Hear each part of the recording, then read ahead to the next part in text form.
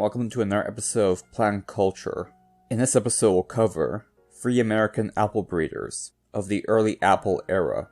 Originally I was supposed to be doing an episode on Johnny Appleseed, but I could not find a sufficient amount of information to make a 7 to 10 minute episode that would not be regurgitating a book, or making use of a sketchy research paper. So we'll discuss 3 apple breeders and 1 breed of apple that each breeder bred instead.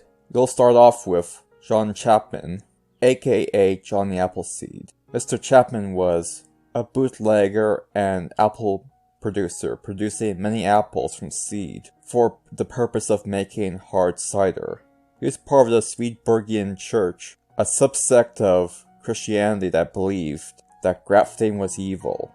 Through the process of producing many trees from seed, a great many variations of apple were formed in the process. Due to the frontier lifestyle of New Englanders back in that time period, from whence Mr. Chapman lived, aka the early 1800s, clean water was not as available as it is now, so hard cider had to replace water since it was safe to drink.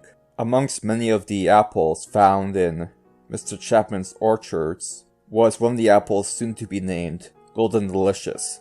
In Clay County, someone found that plant, and from there the Stark brothers obtained that apple tree, who then introduced this crop to the Americas in 1916. Golden Delicious was likely a seedling of Grimes Golden, a common American apple at that time period. The Golden Delicious tree was introduced to the Stark nursery via a West Virginia mountaineer orchardist. The name Golden Delicious was given to this apple because it resembled Stark Delicious, the older name for Red Delicious. Due to its flavor being deemed superior to Grimes Golden, it became one of the major apples to launch Stark's nursery into the high profile it held at that time period.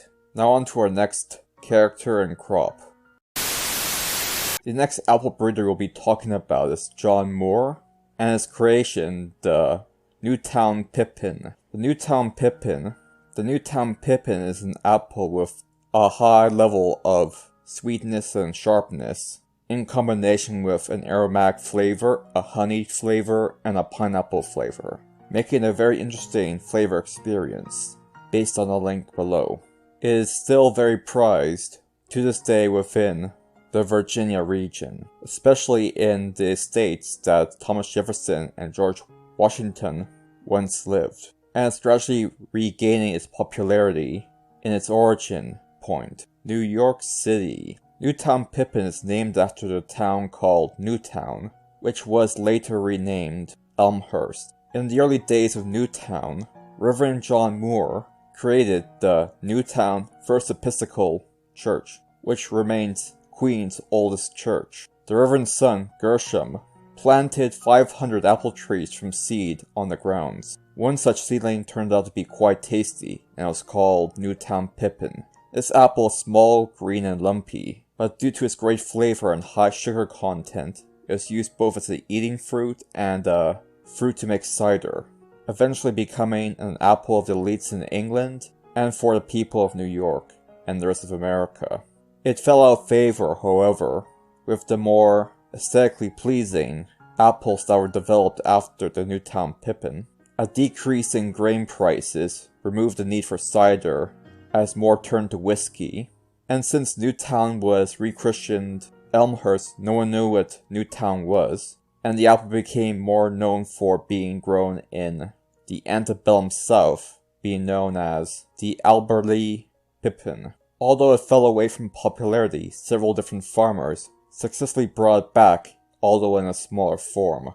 In the end, it's not as popular as it used to be, but still holds a place in the hearts of many farmers and farming communities within the Americas, as well as various towns throughout the New York and Virginia area. Now on to our final apple cultivar and our final apple breeder.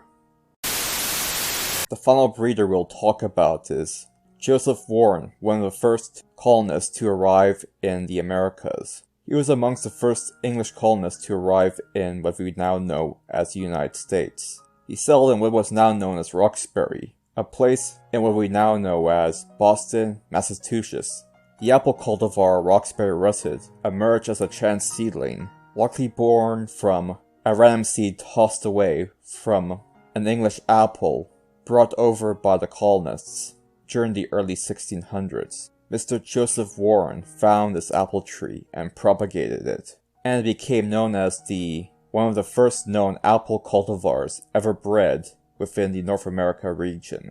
It is described as being an apple with a very refreshing, aromatic, and highly sweet flavor with some acid, mixed in to add some tartness. It is one of the most disease-resistant apples we know of, being resistant to fire blight, scab, and mildew, although it cannot handle canker very well. It is sometimes confused with the golden russet, but has a more flattened look in comparison to the golden russet. To this day, it is regarded as a high-quality heritage apple, and is somewhat popular for blending into cider mixes, due to a very high sugar content. The breeder ultimately died when he fell off one of his trees in an apple picking accident. Well, that about covers everything. Thank you for watching. Thank you for watching this video. If you're watching on YouTube, please subscribe to me on BitChute for a greater variety of content, 4 videos a week. And thank you to all my subscribers on both platforms. I appreciate it.